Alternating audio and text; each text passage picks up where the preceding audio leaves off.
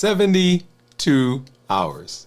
Actually, more than 72 hours is where we are in our fast for this week. Hey, this is Dr. Dwain Woode. That's Wood with an E. The E stands for endocrinology. Here I educate, I empower, and I encourage you to take charge of your health, your life. Take charge of your life and go to the next level. We're creating the life we've always wanted. We are avoiding those complications, and we are living limitless lives, which says that we're not allowing anything from outside or anything from inside to prevent us from doing what we need to do. We're showing up with our best self, our best health, and our best plans, and we're going to be successful. And we are at the end of our fast for this week. Hey, congratulations to all of you who are out there. If you're new to me, go ahead and put a new in the comments, because we'd love to welcome you with a hand clap and some music, and let you know that we are excited that you are here. If you have questions, go ahead and put those in the comments. Put a Q in front of it so we know that that's a question that we need to get to, so that we can answer your questions as we move through the space. Welcome, welcome, whatever platform you're on, whether that is LinkedIn or Twitch or Facebook, and of course here on YouTube. We welcome you from wherever you are. Those of you who have been seeing seeing our content on other platforms. Shout out quickly to Atlanta Berean and also to Nashville Riverside. Thank you for coming through and hanging out with us. Welcome. And wherever you are, if you're here, go ahead and drop in the comments where you are watching from. I know we've got people in New York, we've got people in California, Nebraska, we've got some people in Korea and the Netherlands. We've got some folks in Ohio and Georgia, and of course here in Alabama as well. So welcome you from whatever corner of the planet you're on and whatever time zone you're in. And so glad that you are here in our space. We are reversing our diabetes. We're improving our metabolism. We are working to get off of medication. That is the goal of what we do here. And we are using fasting as one of those amazing tools. I see some of our community members popping in, so we'll come and say hello to you here in just a little bit. But you know how we do it. I've got my monitors off to the side that we'll take a look at. Here's my Dexcom. My Keto Mojo and my Contour. And then, of course, right below me, you'll see there, well, I haven't pulled it up yet, but we'll get to that in just a minute. You'll see my Dexcom Clarity Report. I think that logged out while I was talking, so that you can see what's been going on with my blood sugars here over the last little bit. Let's go ahead and pull that back up so you can see. There it is. So right down below me, you'll see that is my Dexcom Clarity Report, and we'll take a look at what those blood sugars have been doing. If you have been kind of following us, if you are new to the channel, one of the things I do want to point out is on the channel we've kind of simplified, we've simplified the process for you to jump in and get started with the things that we are doing here on the channel. We've made it very simple, and on the channel now, all the other videos, which are still on the channel, are not showing up on that main channel page. So if you go there, you should see two playlists now. One is called Start Here, right? Start Here, and that is the process of walking down the pathway that we are currently on. So if you're interested in doing the things that we're doing, walking down this journey or being in this journey that we are on, if you go to the YouTube channel, you'll find there that there is that playlist that says Start Here, and we've kind of simplified that for you. Let me go ahead and pull that up. Here we are. And so right here, this is where we are right now. That's the episode that's airing right now, right? So that's why it says live. But right below that, you'll see Start Here, Reverse Diabetes and Reclaim Your Health with Dr. Dwain Woode. So if you get there, this is a curated list of videos that we've done that walks you through the path and the journey that we have been on. So if you're interested in jumping in, saying, hey, how do I get started? That's it right there. In the description, there is a free PDF that you can download, and I'm going to grab that link actually and drop it into our comments. But what this PDF does is it walks you through the videos and breaks it into 4 different parts. Start with vision, understand what's really going on, master the tools that actually work, and then putting it all together. Right, so that's the tool that you will use. If you go to our website, and it's DwainWoodeMD.com. We've also simplified the website as well, so that if you scroll down, there's a welcome video from me on the website. And then right below that, you'll see two things as well. The first one is the same thing that you saw. This is the Getting Started Roadmap, and that's to allow you to download the free PDF. So you can get there either from the website, or you can get there from the website, or you can get there from the YouTube channel. And then of course, if you want to just go and start watching, you can click on this this link here, and it will take you, or this box, this button, and it will take you to the YouTube channel, so you can begin watching that same playlist that we had that says start here. This is with the intention of trying to simplify the things that we are doing, okay? So that you can just jump in and you can plug right in to what's going on the channel and what's going on in the community. So back to the YouTube channel, So I said there were two things. The other thing that you will find there on the channel is a second playlist. And the second playlist says this week's videos. So if you were ever coming to this space and you're like, well, where are we right now? I'm glad I walked through the get started here. I've gone through that, but where are we right now? And you want to know what are the videos and what are the topics that we're working on? That is right there in this week's videos on limitless living. Okay, so that helps you to get started and just jump in and find out where we are and how you move through that space. One of the things I do want to point out is we are in the middle of our MOVE campaign. Remember, metabolic optimization via exercise. And so if you go into the playlist, you will see these. We're on day 85, I believe, today. We're on day 85. If you want to see, hey, what did I eat as my first meal or my last meal before I started the fast, you can go there and you'll see our pop-up, and there's a video when I did that. Of course, this week we're concentrated on walking, so let me go ahead and pop that up. Okay, that's not quite what I intended, but that's okay. But if you get there, you will pop up, and it will show you the list of videos that we have done for this week. So get in there and take a look at that. All right. So let's go ahead, and we're gonna hop over and take a look at what's been going on with my blood sugars. So first, we're gonna take a look at my Libre, and so here is my Freestyle Libre, and we're looking at this number right here. And you'll see for most, so right now it's 56, all right, 56. And if you're watching that, don't be alarmed. We'll talk about that in a minute. And then down here, you'll see the graph that shows what my blood sugar has been running over the last, this is the last 12-ish hours. Yeah, so to a little over 12 hours. And you see for most of today, my blood sugar has been running below 70. So the fact that it's red says that that's below 70. If it were above 70, it would be white. And you remember we see that before. If I go into the insights and go to the report and look at my time in range over the last 7 days, you'll see that I'm in target 70% of the time, with 30% lows, and the lows are during the time I'm fasting. So total, if I combine those two, that's 100% of my numbers that are either in target or low, right? Which is exciting because we're fasting, so we want it to be low. If I go over here to the 90-day view, I'm in target 88% of the time, with 12% in the low area. And combining those once again, that gives us 100%. If I go over to my Dexcom, and this is the G7, up here at the top, there is my blood sugar for today. And then if we scroll down, as we did in the other one, we'll see this is my blood sugar, what has been running over the last 3 hours. But let's go ahead and let's change the 24-hour period.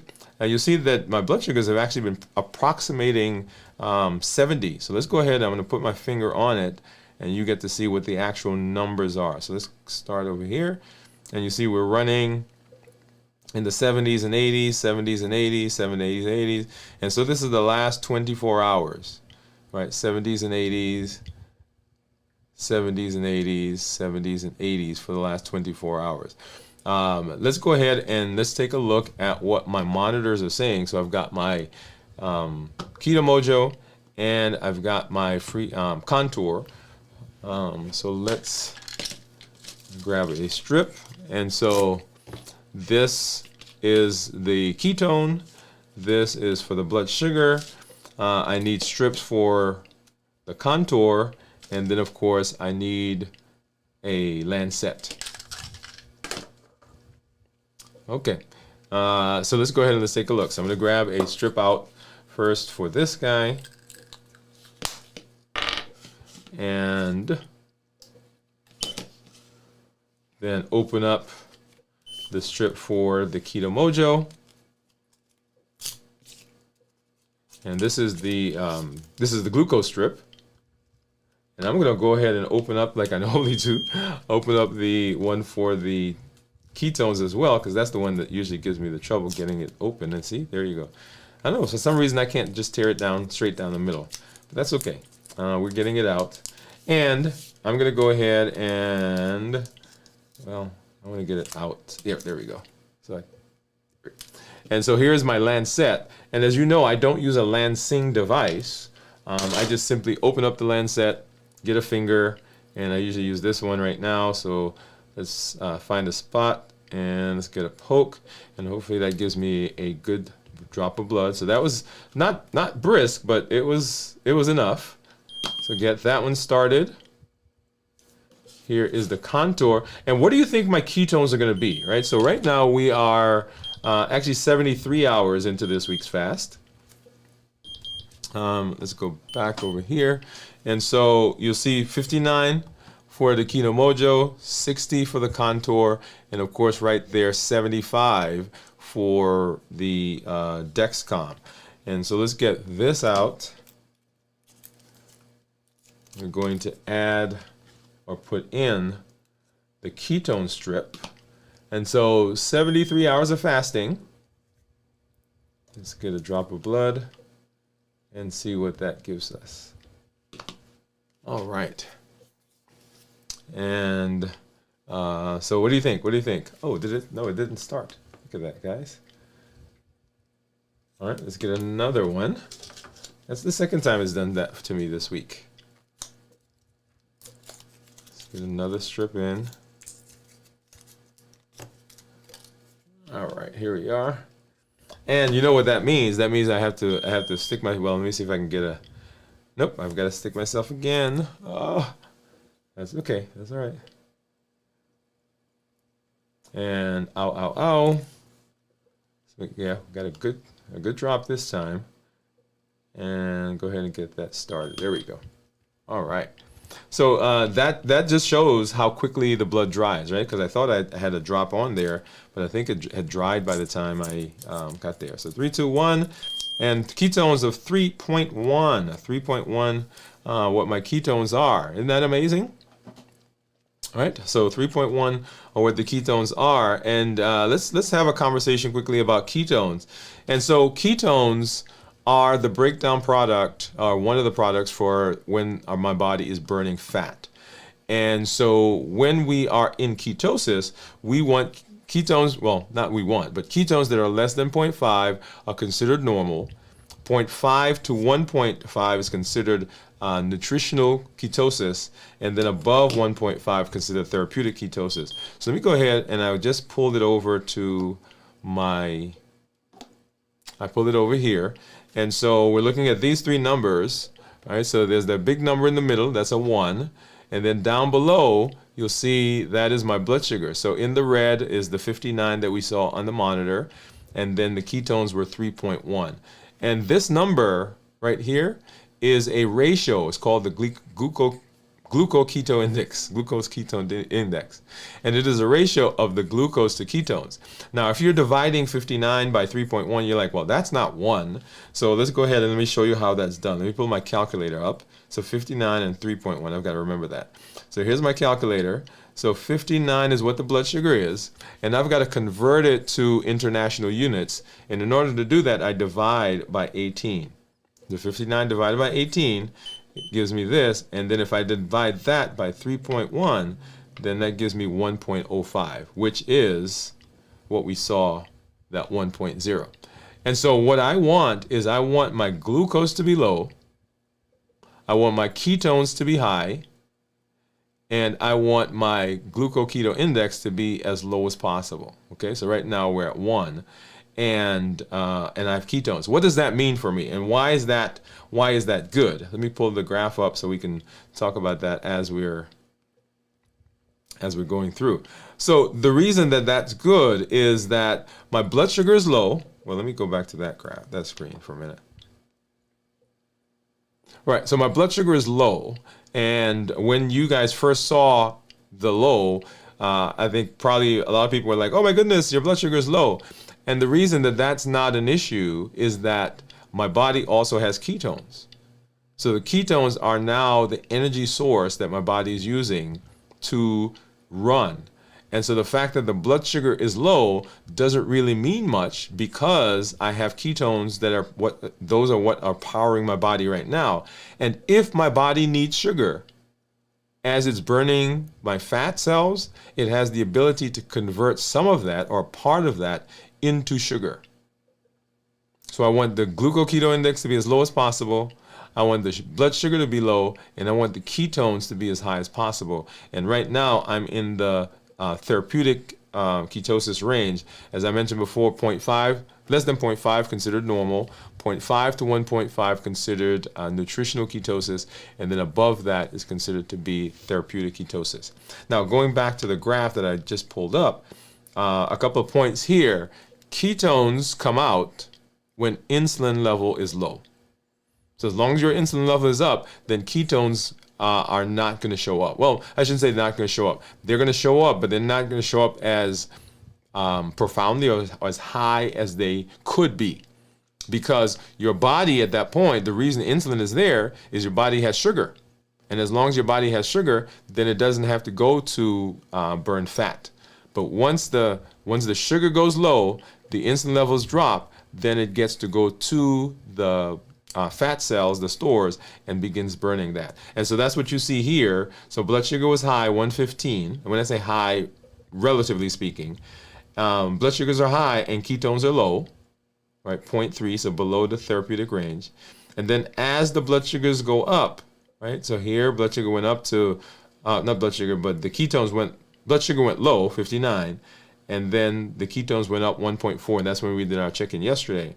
And then now that the blood sugar is lower, which is right here, actually it's the same thing, my ketones actually went up higher, so 3.1. And that's what we want when we're talking about looking for being in ketosis. If you're doing a ketogenic diet, if you're doing a fasting mimicking diet, all those are the numbers, those are the types of numbers we want. Once again, we want the glucoketo index to be as low as possible, blood sugars to be low, and then ketones to be as high as possible.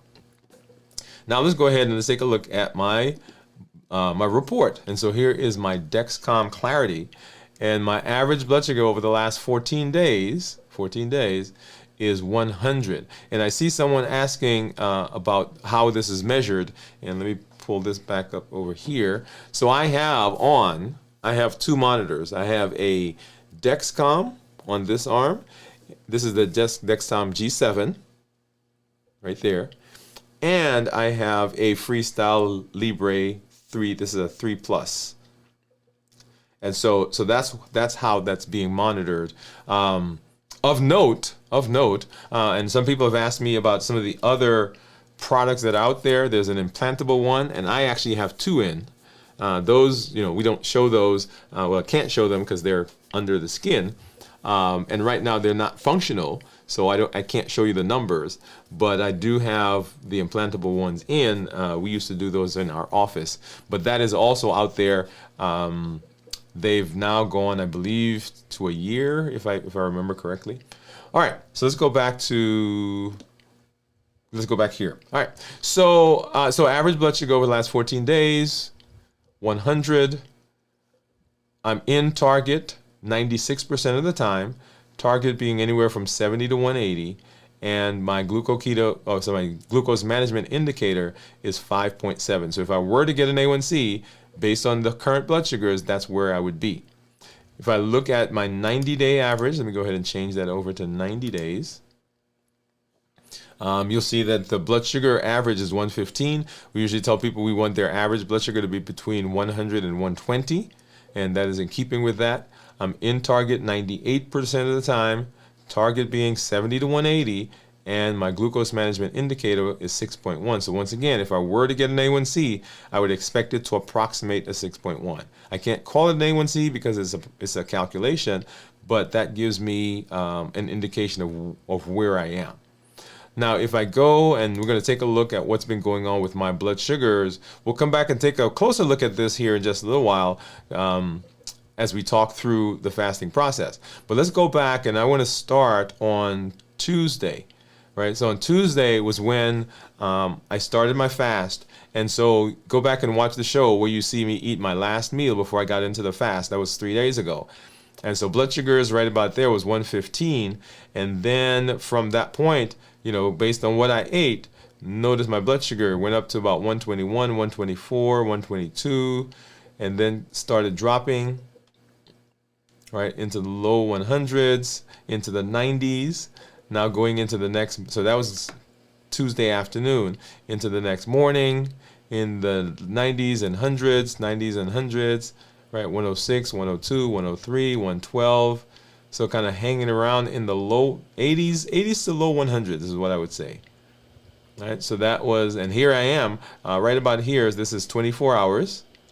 Going into the next day, all right, so we're in the 80s and 90s, dropped into the 70s there for just a minute, 80s and 90s, and then continues going down into the 70s, 70s, and notice, right there we dipped into the 60s for just a brief moment, and then back up into the 70s,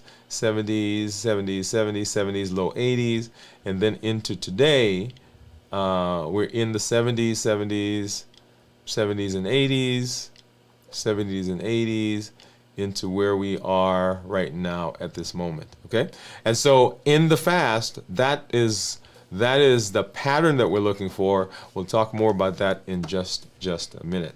Let's go ahead and let me do a quick check-in with you so that you know where I am. I love doing the check-ins because there are 3 places that people will have their most challenge with fasting, and that's how they're doing physically, mentally, and emotionally. You will also recognize that these are 3 positions to get ready to do the things you need to do for your health. Because as you know, if you've tried before, okay, you try to get good blood sugars, you try to lose weight, you try to improve your blood pressure and your cholesterol, or any other of those parameters, what happens is you get started, you're motivated, and then after a while things kind of fall apart. And they don't fall apart because you don't have a desire, or you don't have a vision, or you don't have motivation. They fall apart because the domains of health, one, are not aligned. You've not taken you're not taking time to kind of look through each of those to make sure that they are the way they're supposed to be, to help support you as you now put this process together to improve your health. So make sure you go through and watch that. But three of the domains of health and the check-in that I do, physically, mentally, and emotionally, those are the 3. And when I talk about physically, I am today feeling energetic, today feeling well rested. Now, yesterday, I didn't feel that way, as I mentioned on our show last night. And that was because of not getting good sleep the night before. But today, feeling rested, I'm not feeling weak, tired. I'm not feeling as though I am walking through molasses or mud, as some people will say. And because of that, when we think about my thought process, my mentation is good. I'm feeling clear. I'm not feeling foggy-headed. I'm not feeling as though I'm in a bubble. Those are all phrases that people use. And just a brief point going back to the physical, I'm not feeling lightheaded, dizzy, sweaty, any of those things, because I'm doing a good job of hydrating. You recall there are a couple of episodes where I was not doing a good job of hydrating, and so I was feeling lightheaded, sweaty, dizzy, or even feeling tired because I was not hydrating. And then, so physically, mentally, and then emotionally, right now, I'm just elated. One of the benefits of fasting is that the dopamine comes out because you get a dopamine burst from fasting. You get mental clarity as those hormones are swirling around. Cortisol levels drop. Insulin is down. The food noise is gone, and my body is running on efficient energy right now. So that all translates into a better emotions. So as you hear me talk, particularly at the end of fasting, as we get to the end of fasting, and I'm pretty jovial most of the time, but as we get to the end of fasting, there's this I don't want to call it a euphoria because that's a bit too much, but there is this sense of peace and energy that comes over you that can't be described. So great time, great time to begin thinking and processing. Sometimes this is where people have deep connections with themselves, where they begin listening to themselves because all the other things are stripped away. And all you're left with is your thoughts. Because the food is not there. The food noise is not there. The hunger, the appetite stimulation is not there. And okay, now I've got to listen to me. I've got to listen to my body. I've got to listen to my thoughts. So great position to be in. All right, and then let's go ahead and let's say hello to some of our community members. I see you out there. Let's go ahead and pop over. And let's see. I think Cornelia was the first one to show up. So, hey, Cornelia, how are you? She says, hello, Dr. Wood and LLG. Hey, glad that you're here. Cornelia says, Ohio. Okay, Ohio in the house. Buckeyes. I'm not sure if you're a Buckeye fan, but I lived in Ohio. As a matter of fact, that's where I did my training for my residency. So we were there for, 4 years? Yeah. Still have family, still have friends there. So got to get back there. Anthony B says, happy Friday. Hey, Anthony, thank you for coming through. Glad that you're here. We've missed you in the community, so thanks for popping in. And then, so this was the question, zero viewer, that I was answering. It says, how does it measure that? And yes, I do have monitors, right? So I've got a Dexcom and I've got a Freestyle Libre monitor that I am using. The Libre, the Libre, they have a new app, and that's the app that you've been seeing me use over the last several episodes. We've gone away from the old app and we've installed a new one, so that's what I'm using. And then Cornelia was guessing 2.4, and we were actually 3.1. Cornelia says hello to Anthony. Steve says great ketones. Mine was 2.0 this morning. Hey Steve, great man. I love that. And he says my GKI is 2.84. Okay, there you go. Anthony says hello, Cornelia. Steve says hello. Cornelia, hi to Steve. Cornelia, hi to Steve. And Anthony says I'm in the DMV. What's up, DMV? We got a lot of friends and family in the DMV. So Anthony, next time we come up there, we're gonna have to look you up, man. I don't know if you're on the alumni relations Facebook, but I just posted some pictures in there, so just kind of reminiscing. But glad that you are here with us. All right, so once again, welcome to everyone, whatever platform you are on. I'm glad that you are here with us. I'm glad that you're taking the time to spend. And I applaud you because being here means that you are taking a step. You are taking a step to really connect with yourself and to right your metabolism. And that, after all, is what we want to do. We want to make sure that we are doing the best possible job of putting of creating a space where our metabolism improves. And fasting is one of those amazing things that we're doing in order to do that. And so we're going to talk about how do we fast? What does that mean? How do we do a good job of fasting? So let's go ahead and let's hop over and let's do that right now.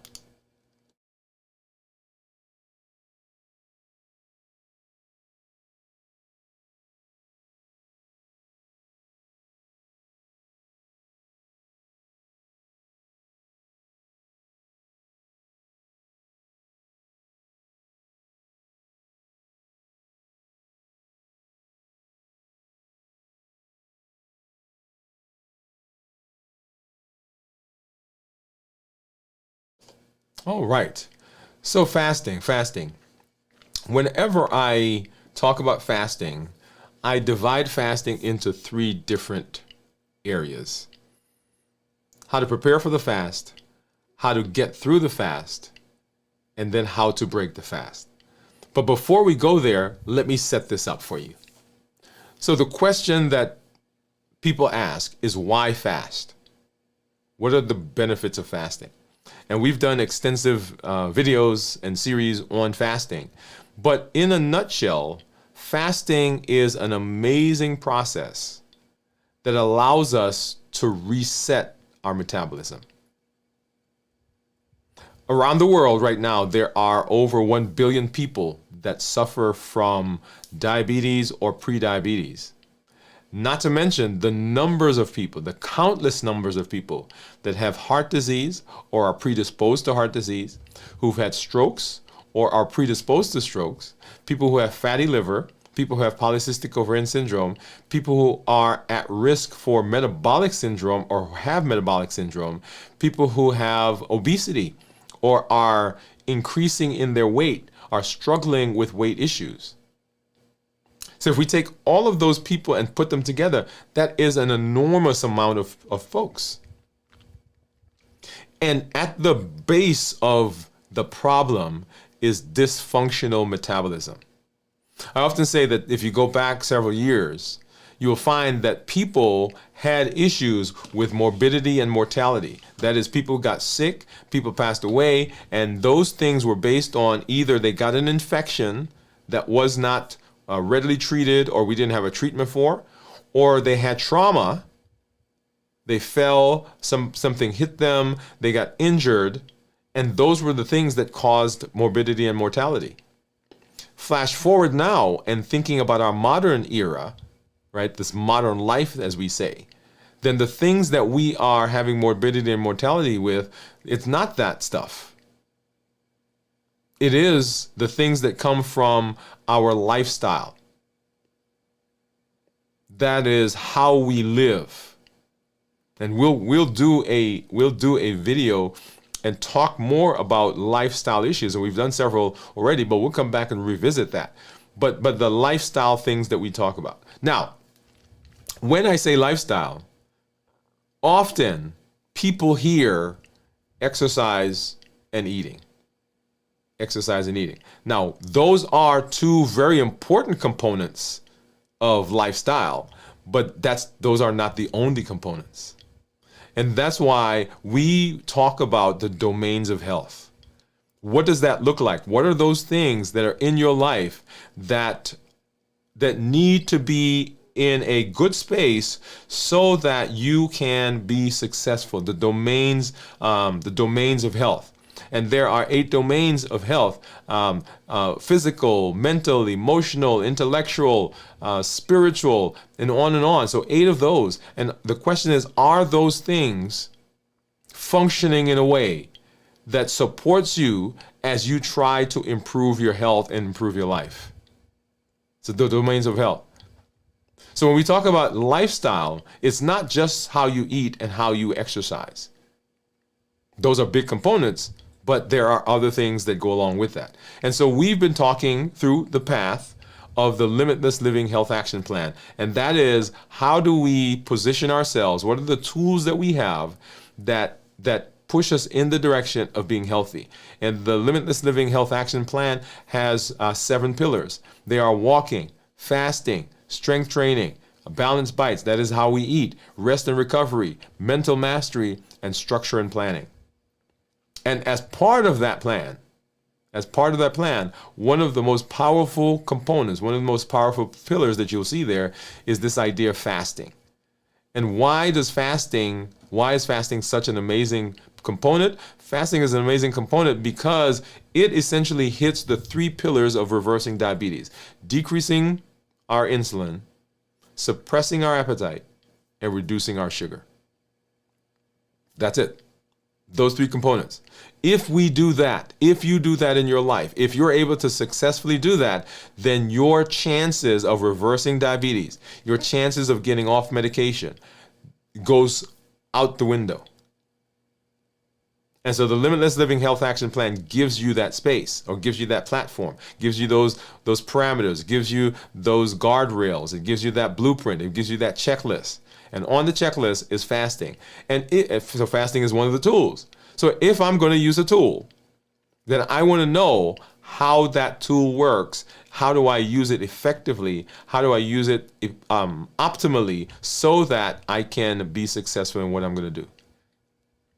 And so if we're using fasting as part of our plan, and we do several shows during the week to talk about what's going on in fasting, what fasting does. And today we're doing a complete review where we talk about how to prepare for the fast, how to get through the fast and what's going on in my body, and then how to end the fast. And you'll get to see what I'm going to eat for the very first time after 73 now plus hours of fasting.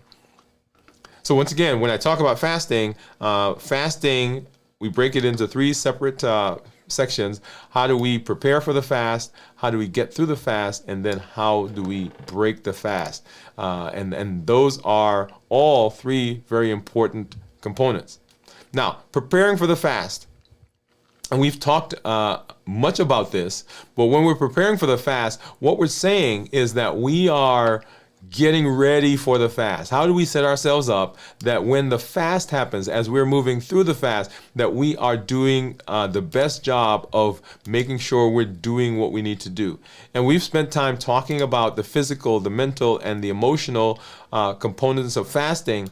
I want to spend a little bit of time today as we go through this talking about hydration, and I want to talk about physical preparation. And I want to talk about the social preparation. So hydration, physical preparation, and social preparation. So let's go ahead and let's talk about hydration. So hydration is very important because when we're fasting, our body is in the process of breaking down fat cells as we get into that component, okay? And we'll talk about the different phases there in a minute. So as we get into fasting, our body, there are lots of hormonal changes that are going on. There are neuronal changes that are going on. Our muscles are having different things happen. And if we're not careful, if we're not hydrated well, the lack of hydration or decreased hydration can cause a problem for the fast. So in order for my body to move hormones around, in order for it to move nutrients around, in order for it to move oxygen around, all of that goes through what? It goes through the blood. Not the nerves, and that goes through the nerve, not the neurotransmitters, but that goes through the nerves. But everything else goes through the blood. And if my volume in my blood is lower, then the body can have issues getting through what needs to get through to the different tissues as I'm fasting. As an example, let's take a simple one. If I'm not hydrated and my body still has to get oxygen from my lungs because I'm breathing in, and it has to get oxygen to my finger, how do I get the same amount of oxygen to a particular place with lower carrying capacity? Well, I make the blood move faster, right? Because I got to get it here. I've got to get it to the toe. I've got to get it to the brain. I've got to get it right. I got to get it to all the different organs. So how do I keep that up with lower blood, lower volume? Well, I make everything go faster. And so people feel that as palpitations. They feel that as though the heart's racing or skipping a beat because we are not hydrated. When we're fasting, as we get into ketosis, ketones are broken down, or fat and all the tissues are broken down with enzymes. And there are waste products that come out of that breakdown. How do we get the waste away from that location? Well, it all goes through the blood. So if my volume is lower, then my body, those toxins that are there, because there are some ketones that we don't want, like acetone.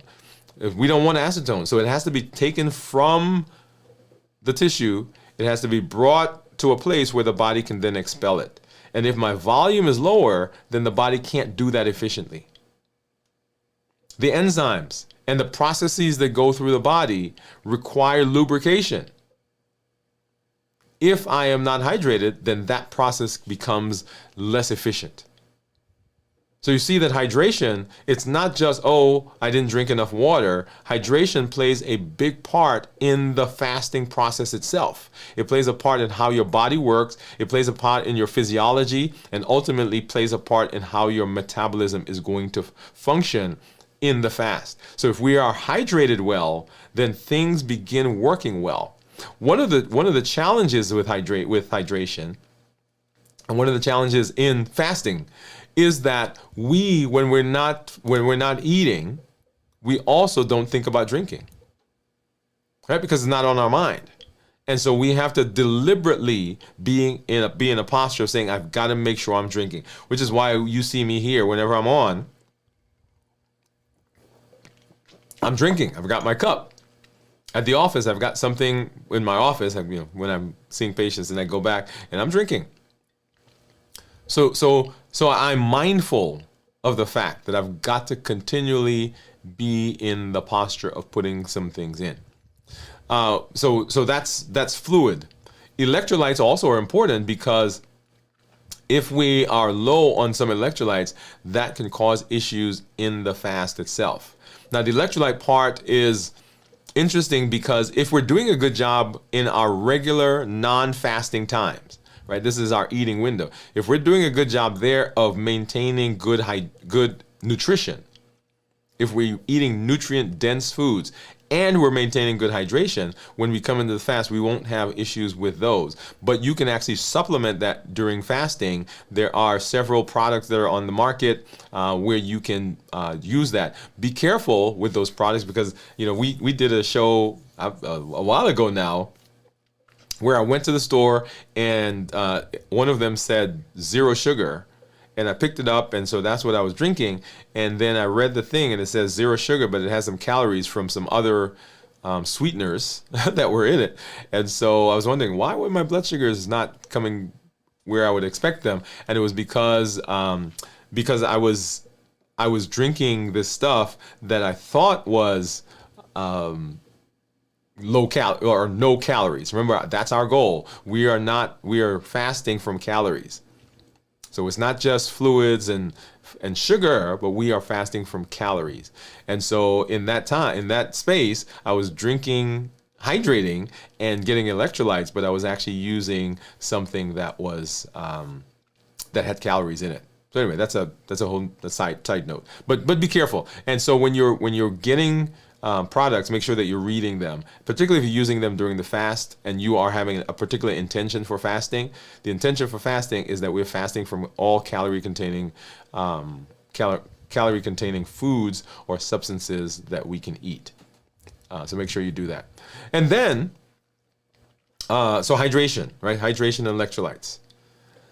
The other component that we want to talk about as we talk about preparing for the fast. So that's preparation for the fast, is the physical preparation. And the physical preparation has to do with what are we doing physically around fasting. So if you are currently engaged in exercise, like you have a gym routine that you do, then when you're fasting, you can continue that process of the routine, particularly if you're doing fasting workouts. And fasting workout is for, there are people who actually deliberately fast because they want to enhance the growth hormone that comes out that helps them to maintain muscle mass. And so people will fast specifically and then do their workout because the growth hormone brings faster recovery from the workout. It brings better resilience and it actually maintains muscles. But if you've not been working out, then when you're fasting, you want to adjust what you do, because if you don't, then you end up exhausting yourself much more than you need to, and then your fasting feels as though you're dragging, lightheaded, dizzy, sweaty, and all those things. Now, our goal ultimately, I guess let me pop there. Our goal is that you can work out during the fast. But if you are starting the fast, then don't all of a sudden go to the gym and start trying to run 2 hours and lift, weights all day. That's not the idea. What you want to do is you want to engage in light physical activities, activities that don't drain you. Walking, swimming, yoga, light physical activity. You want to reduce strenuous exercise. And you want to begin doing that 1 to 2 days prior to the fast, so that you're getting your body acclimated to the fact that, hey, I'm going to be going through this fast. I'm going to be, my energy levels or my energy supplies are going to be switching. Hormones are going to be changing. You want to aim for at least 7 hours of quality sleep before you fast. Ooh, come on. 7 quality hours. There's a whole conversation about sleep. Remember, sleep is not optional. There are a lot of hormonal changes that go on when we sleep. And then you want to begin reducing your caffeine or energy drinks as you are getting to the fast. Because the caffeine is a stimulant. It can make you hungry. The energy drinks they'll be great when you first drink them, but as you get into the fast, now you start to have similar to withdrawal symptoms. And we don't want that during the fast, because that then sets you up for craving. Remember, any stress on the body will push you in the direction of cravings, because that's how most of us satiate ourselves. That's how we pacify ourselves. That's how we numb ourselves. And we don't want that to be the case. Fasting itself is supposed to help us right some of that. But if we are coming into it with those substances, then of course that causes problems for us. And then I want to talk about our social preparation. Now here it says social emotional. We're going to skip the emotional for a minute and talk about the social. What does that mean? Social preparation. I fast from Tuesday afternoon after my meeting at work until Friday when I come on with you. That's my fasting regimen. I know it. You know it. My family knows it. My team at work knows it.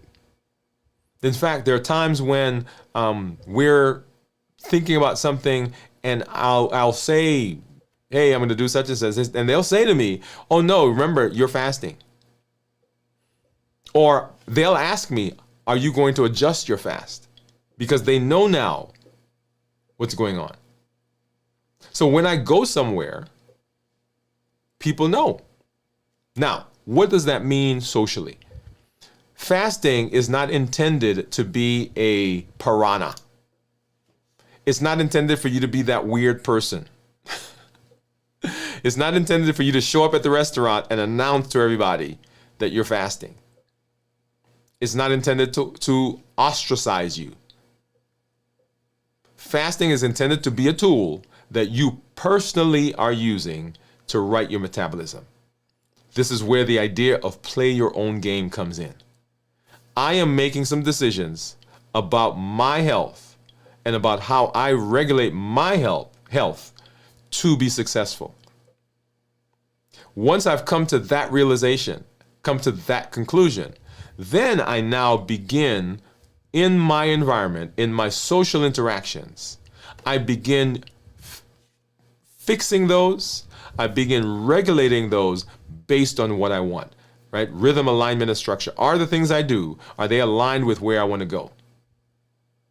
So that I'm going on vacation. It's a social event with my family. Do I decide I'm going to fast on vacation? Am I going to fast prior to going there? Am I going to shift my fasting time? Or I'm going to wait until I come back from vacation to do it? You have to figure out how that works. And so preparing for fasting means I'm looking at my social calendar. If my family reunion is coming up on Tuesday and Thursday, or Tuesday to Thursday, then I may not want to fast that time because I'm interested in the social aspect of my life. Remember, that's one of the domains. But if I decide to fast, then I've got to be comfortable when I go to the reunion and people say to me, oh, try this, try that. What am I going to say? What are you going to say? What is the script that you have in your head that you're going to give? Because if you don't have a script, guess what's going to happen? You're going to feel awkward. We don't like to feel awkward, and we're going to end up eating, or we're going to feel the pressure. So if you are going to fast at that function, then decide how you're going to do that. Everybody doesn't have to know. Like, you don't have to sit in the corner and be all sad. People say, what's going on? I say, well, I'm fasting right now. Well, that's not the right mindset. So socially, you've got to arrange your life so that fasting fits into it. If your family sits down at 6 o'clock to eat supper, then don't start fasting at 5 o'clock, because you're automatically creating friction. If you guys are going out of town this week and you normally fast, for instance, like I do, from Tuesday to Friday, and you guys are leaving on Thursday or Wednesday, then start your fast early. So do it Sunday, Monday, Tuesday. You guys, so we did that a couple of weeks ago. So we were going out of town on Thursday. My fast normally ends on Friday, so I started my fast on Monday. So one day early. So I got my fast in, and then I'm with the family at that point. Right? So we ate as we were going to eat, and I was with them. No, I still ate balanced bites, but there was not a conflict. And so we want to make sure that we do that. Okay? All right. Now, so we talk about how we prepare for the fast. Another important component of that is, how do we get through the fast, and what's going on? How are we successful in that fast? Right? So fasting successfully. Well, as we're fasting successfully, let me make one point back in the preparation part. And that is, what is your intention?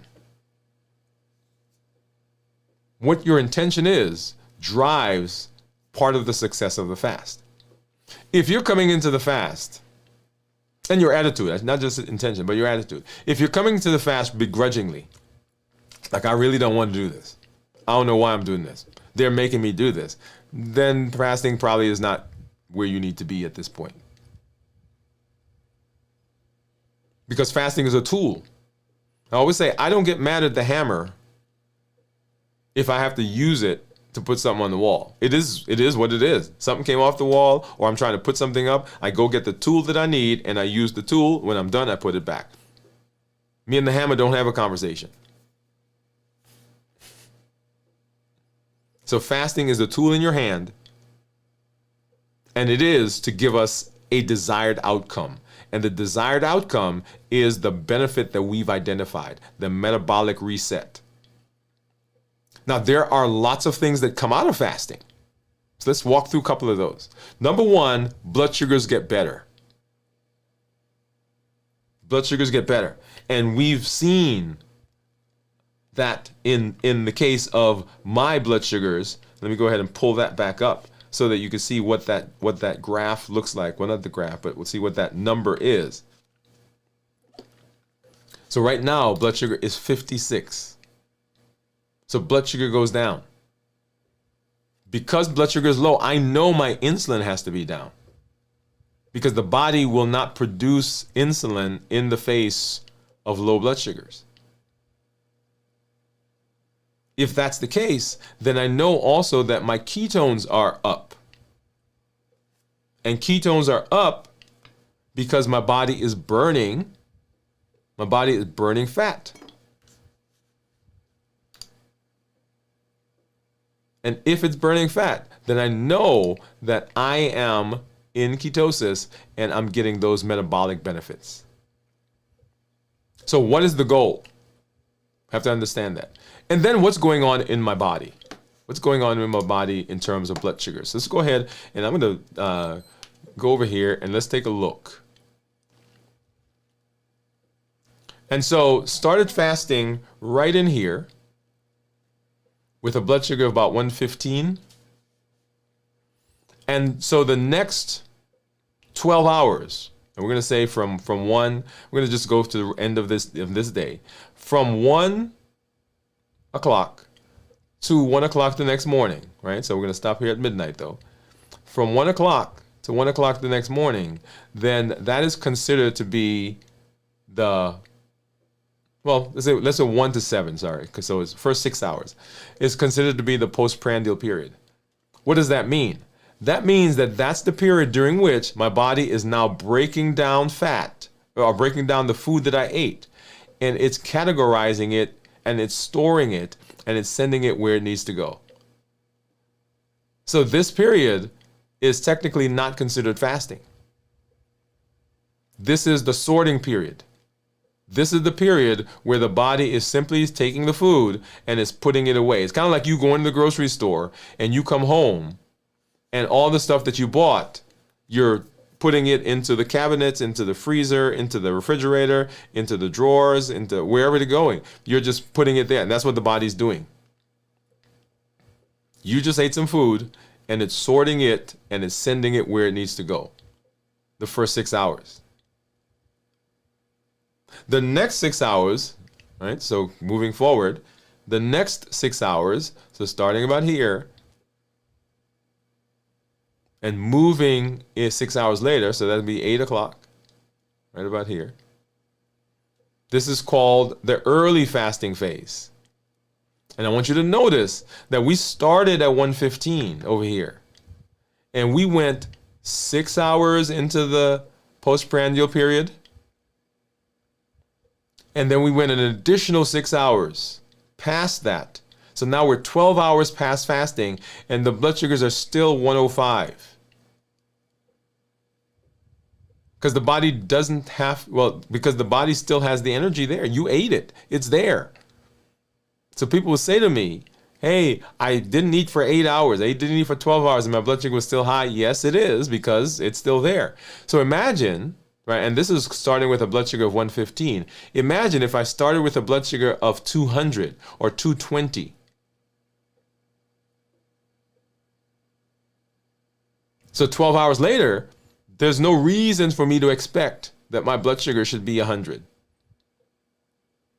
Because here I am, 12 hours later, haven't eaten anything, and go back and watch what I ate to start the fast, I'm still 102.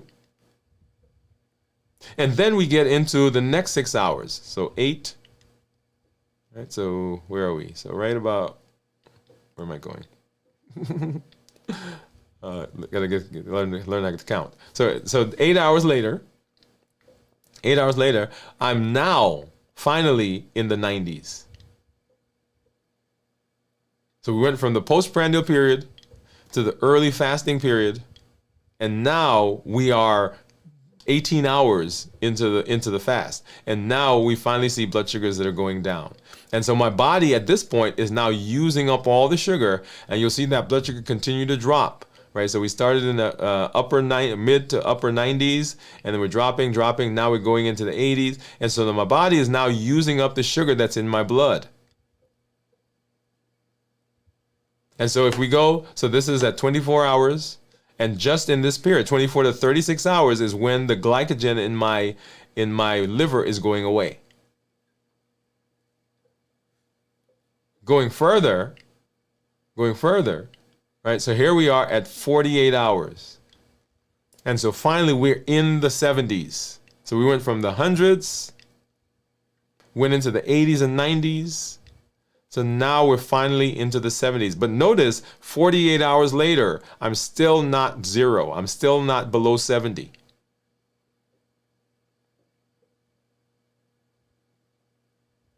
So as we're walking through the process of what's going on in our body, the body is processing the food, and now it's taking the stuff out of the liver. It's using it up before it gets to fat cells. And so if I go back and look at what our ketones were,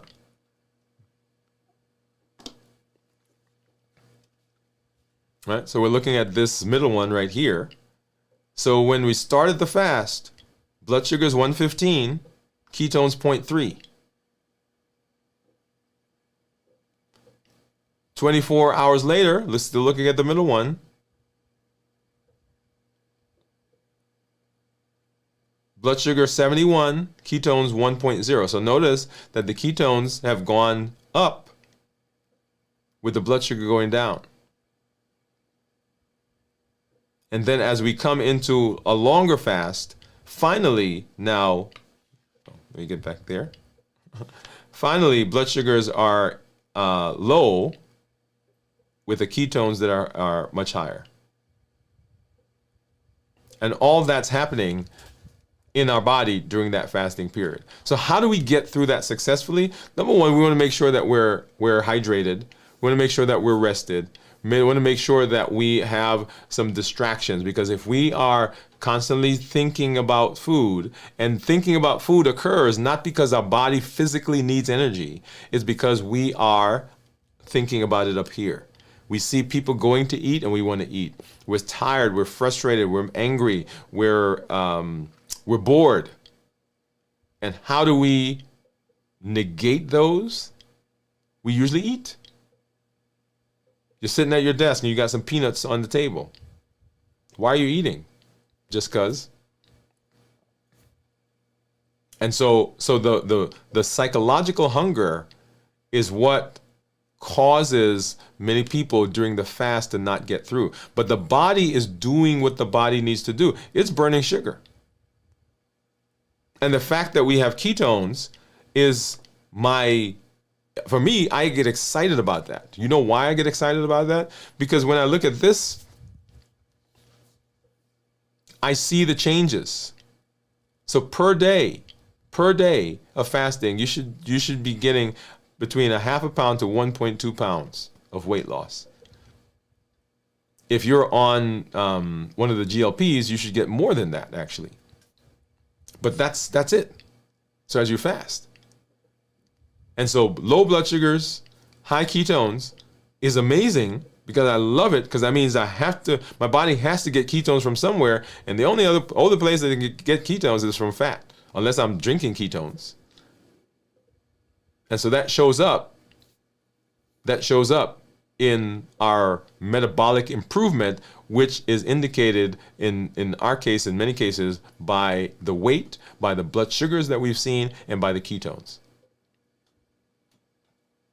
And so just like we talk about how do we get through the fast, and how do we start the fast, how do we get through the fast, we also want to talk about what happens when we break the fast. So that's the third component of fasting, and you get to see right now, what I am going to eat to break my fast. Let me go ahead and pull that up. Thought I had it. Ooh, okay. You get to see what I'm going to eat. May not get to see me eat it. All right, so here is, get those off the table. So here is what I have, and give me a second, let me call my assistant.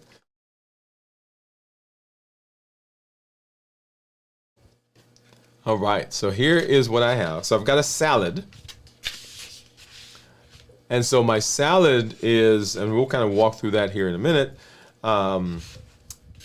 And then I have some chicken, and this chicken is chicken actually that just before I came on. Hold on a second.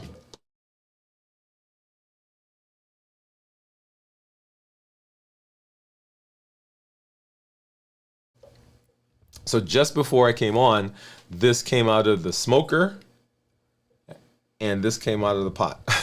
So I've got some jerk chicken. And you guys know I told you that I make jerk chicken and curry every week, and this is the curry.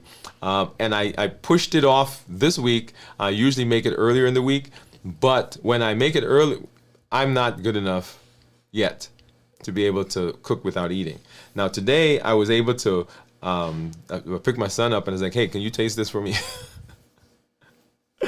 So he did that, and so did a good job of and letting me know. So we're gonna taste that in a minute and see what that's like. So here's my salad, and I usually eat a salad because the salad gives me bulk. But before we get into that, let me do something really quickly, and let's talk a little bit through the breaking of the fast. Okay, let's talk a little bit through the breaking of the fast. And the breaking of the fast is very important because how we break the fast can determine the success of the fast. How we break the fast, very, very important success of it. Because we can undo some of the things that we did in the fast if we're not careful. And so what we want to do is we want to be mindful of a few things. Number one, and these are tools. These are ways to successfully get out of the fast. Number one, you want to monitor. Monitor. I can't stress that enough. People say, well, I'm not diabetic, so why should I monitor sugar? Well, you monitor so you can know what the food does to your body. So if there's something that you're going to eat that spikes your blood sugars high, that's probably not something that you want to eat as their first meal after the fast. So monitor. And if you are able to monitor ketones, that's important, particularly if you're fasting, because that gives you a wealth of information. So monitor, watch your portions. We'll talk about that because that's part of balanced bites. And then you want to eat slowly. It takes about 20 minutes for the signal to get from your stomach to your brain that you've eaten and that you're full. So if you're going fast, you can outstrip that and you end up eating twice as much, 3 times as much before the signal gets to the brain.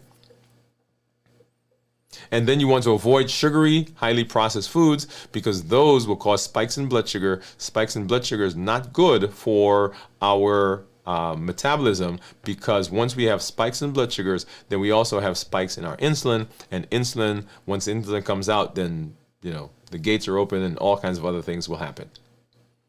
So just some tips there that I want you to be mindful of.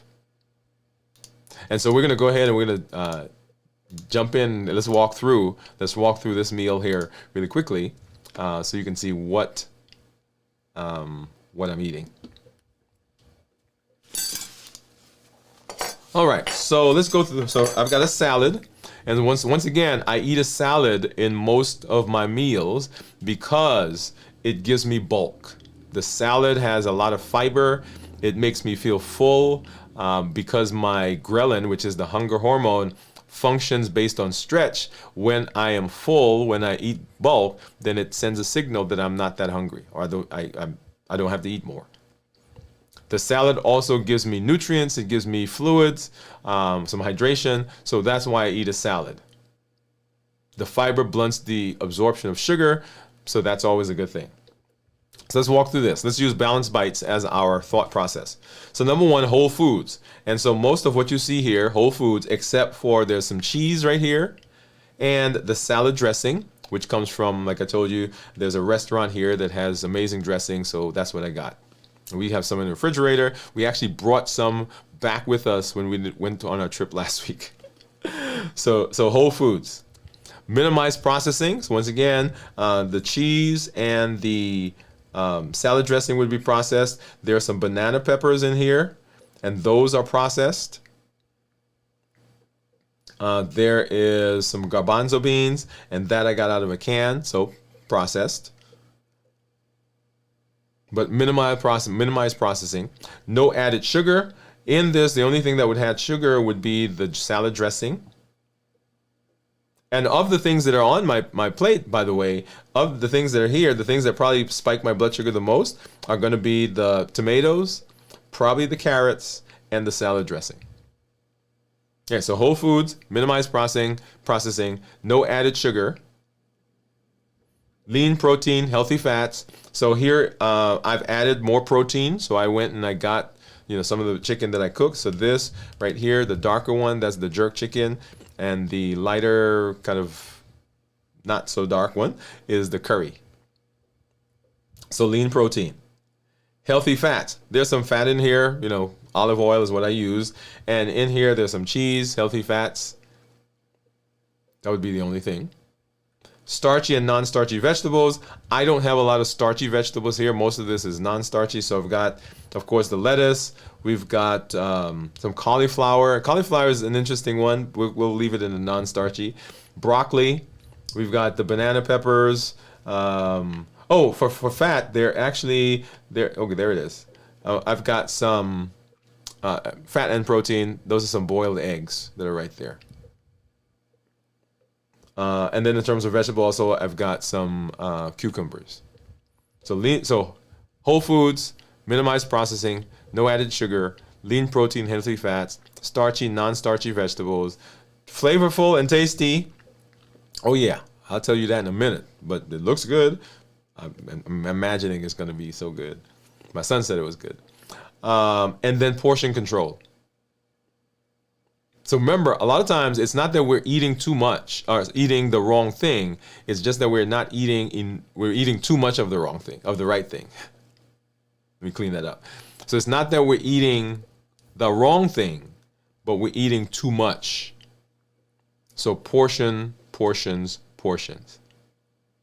Okay? All right. So let's go ahead and we're going to, you get to see me right now eat for the first time after 72 hours. So let's go ahead and let's do that. If you are out there, if you've been fasting with us, if you did the first day, go ahead and put a 1. If you did the second day, put a 2. If you did the third day, put a 3. And then if you did the entire time, put a T in there. And are you ready? Let's do it this way. Let me see. I'm going to do this one. Here we go. Let's get some in here.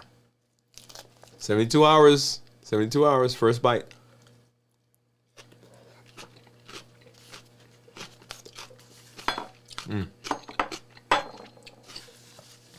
Oh yeah.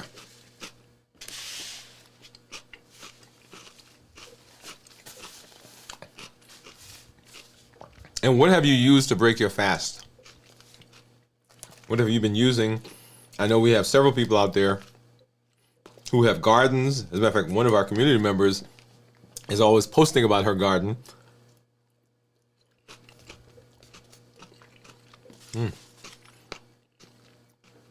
So good, y'all. So what have you used to break your fast? Particularly, what protein? What protein have you been using? That's one that gets a little interesting for people who have certain diets that they're on, whether they are vegan, vegetarian, pescatarian.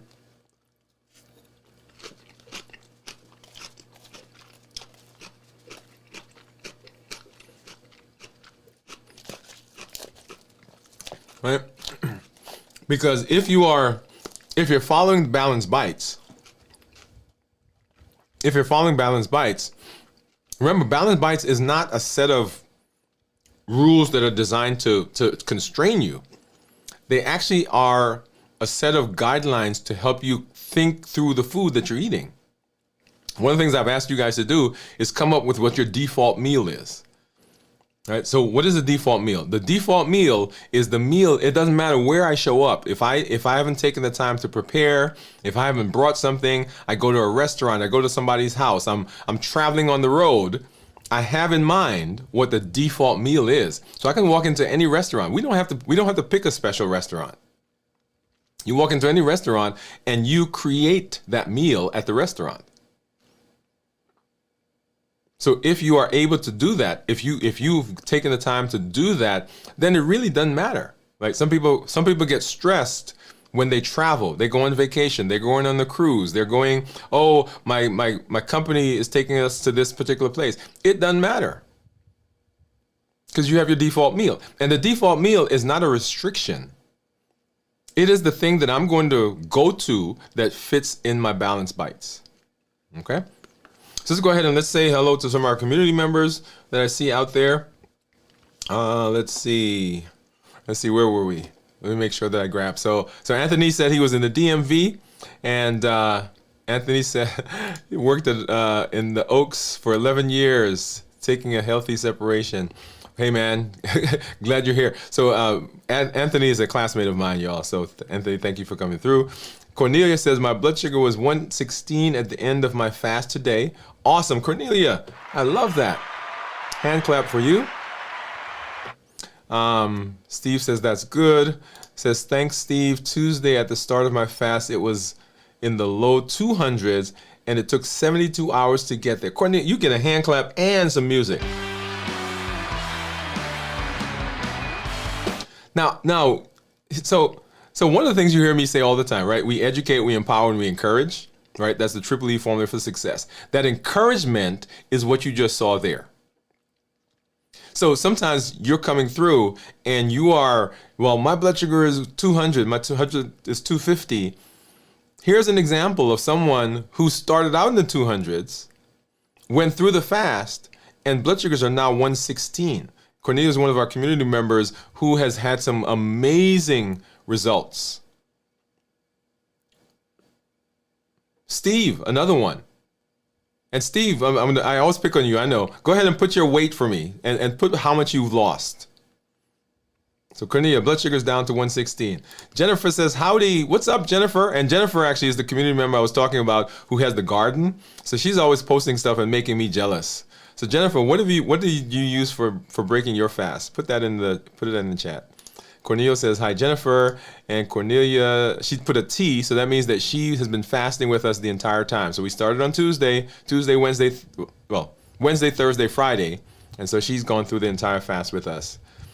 And then love this, Deplier Snell, Pastor Snell. Hey, y'all, this is my pastor. This is the shepherd of our flock here at our church. An amazing speaker, amazing person. So thank you for coming through, Doc. I'm glad that you are here in this space with us. Wow.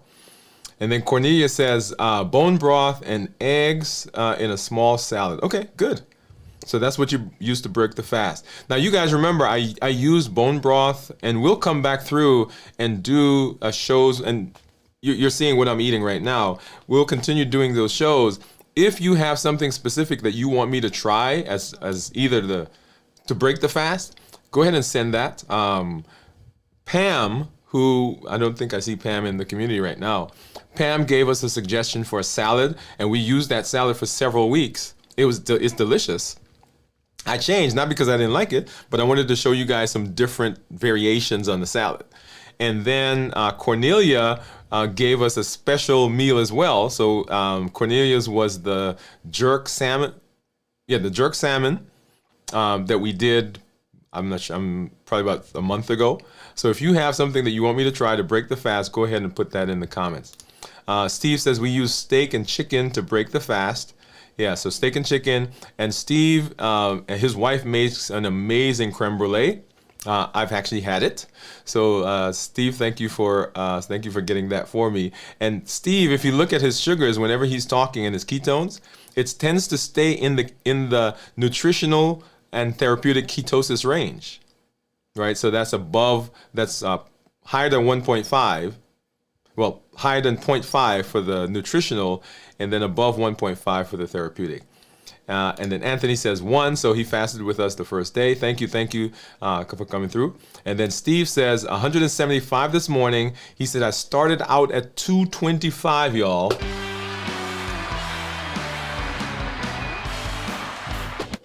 And that is the power, and I should be eating, but I get excited about these comments. That's the power of what the Limitless Living Health Action Plan is. It is designed for benefit. And that's why it's called the Health Action Plan.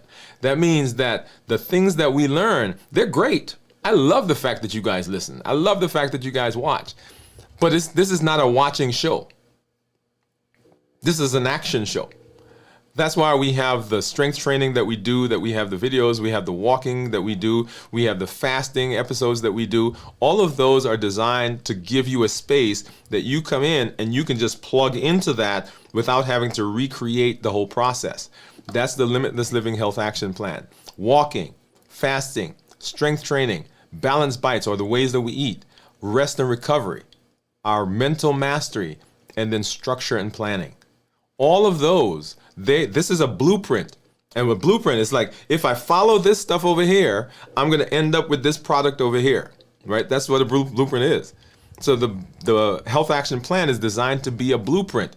It's designed to be a checklist. That if I go through this checklist, I'm going to show up at my destination safely.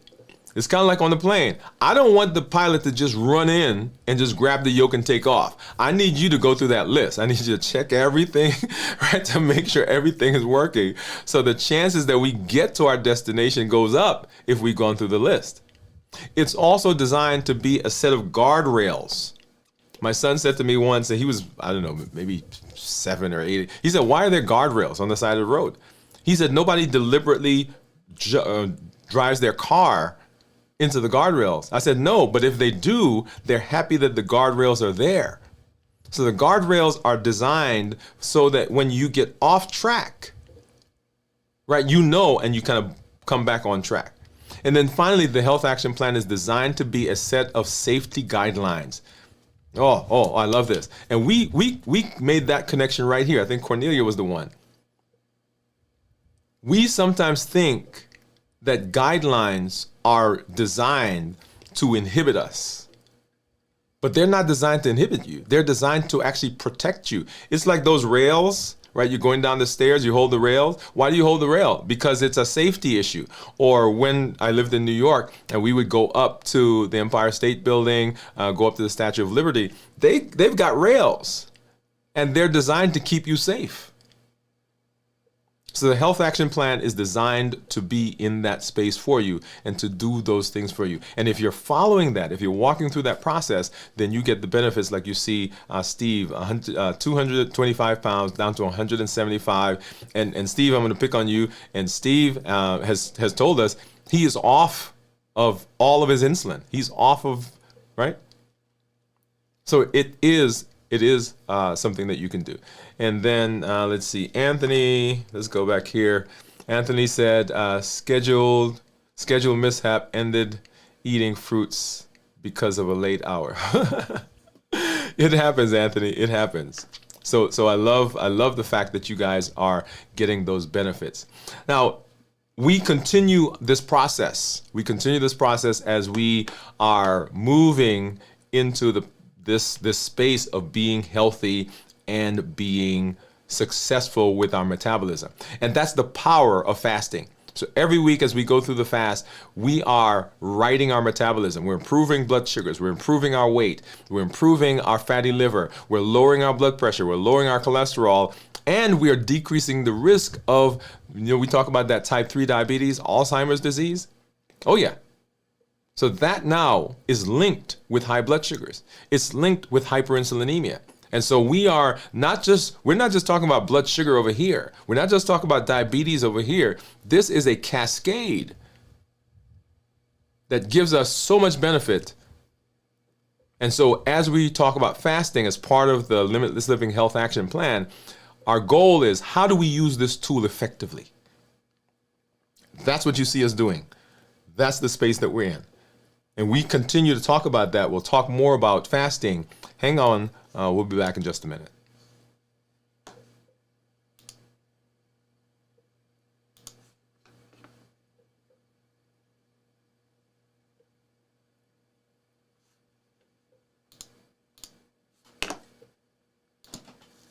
And so we continue in the process of fasting. We continue the process of our strength training, our walking, balance bites. And everything that we do on the channel is based on our Triple E formula for success. We educate, we empower, and we encourage. We educate with the shows. We educate with the blogs and the podcast. We empower with the tools that we're learning. So Limitless Living Health Action Plan, Balance Bites, the fasting that we're doing, the Road to Mastery that we have, the 100-Day Walk to Consistency and Health that we've been on, the Strength, Strategy, and Mindset series that we've done. All of that is with the intention of giving you tools that you could then apply the things that we learn. So once again, the theory is great. I love it. I love the fact that you listen. I love the fact that you are out there and you are having mindset change. But the things that we learn get infused with power when you add your action to it. So we educate, we empower, and we encourage. And the encouragement comes from this amazing community that you are a part of that is walking this path with us. If you want to go somewhere, you can probably get there by yourself. But if you want to go there and you want to be sustained and you want to have success long term, take somebody with you. So come along with us, join our community. And Limitless Living says, oh, yeah. Let me talk about this one. Limitless living says that we are not just, oh, not sure what happened there a minute ago. Hold on a minute. There we go. That's the great thing about being alive, right? So limitless living says that we are not going to accept what we're given, right? We've been talking about play your own game. Play your own game says that as part of limitless living, I am not being constrained by the things that try to hinder me. I'm showing up with my best self, my best health, and my best plans. I'm breaking through those boundaries. I'm breaking through those borders. I'm pushing through the obstacles, and I'm going to do what I need to do to be successful. I'm always excited when I'm here with you. Always glad to be in the community. Always glad to be in the space with you. We continue our trek as we move through the rest of this week. So tomorrow night at 9 o'clock, we have Video from the Vault at 9 p.m. Central. Sunday morning, This Week in Review at 6 a.m. And then we'll be right back here next Monday for Dwain Woode MD Live at 7 p.m. Central as we continue working on our metabolism and setting ourselves for health success. Hey, this is Dr. Dwain Woode. That's Wood with an E. The E stands for endocrinology. Here I educate, I empower, and I encourage you to take charge of your health and your life, avoid complications, and go to the next level. We're creating the life we've always wanted, and we are living limitless lives. So go live your limitless life, and we'll see you later this week, and we'll see you on Monday for our show, Dwain Woode MD Live. Have a great weekend, everybody.